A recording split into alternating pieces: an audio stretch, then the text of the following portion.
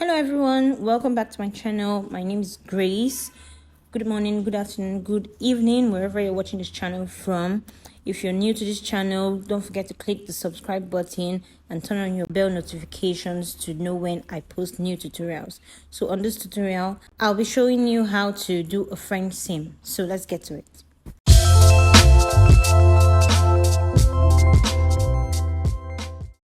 So today I'm going to be using this leftover piece of fabric from a previous outfit that I sewed. So I'm just going to make sure I have all my edges straight and both fabrics are the same size. So when sewing a French seam, most times we know that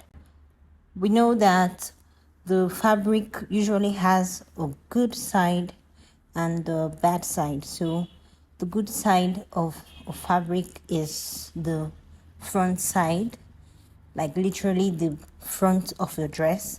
Then the bad side is the back, that's the inner part of your dress.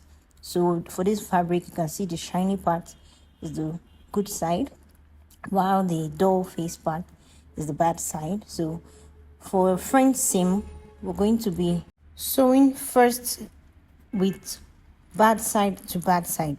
Originally, when you sew, you sew with the good side to get your seam. But for the French seam, we're going to be sewing first.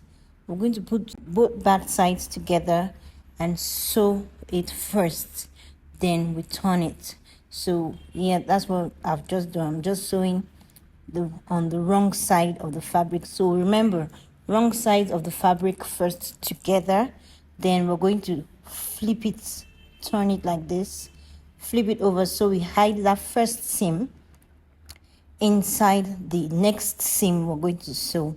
So this, don't mind my thread, I'm just using a different color thread so you can see the stitch. So now we're going to be flipping this around and sewing on a 1/2 inch allowance. I'm just using a 1/2 inch allowance for this tutorial.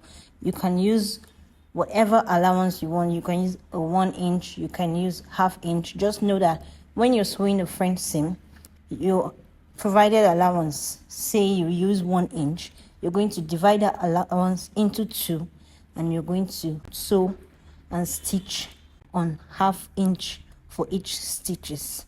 So that's what I'm just doing now. I've flipped it over and now I'm sewing on another 1/2 inch to cover that initial stitch that we had inside. So when I open this fabric now, you're going to see that you can't see that first seam we made.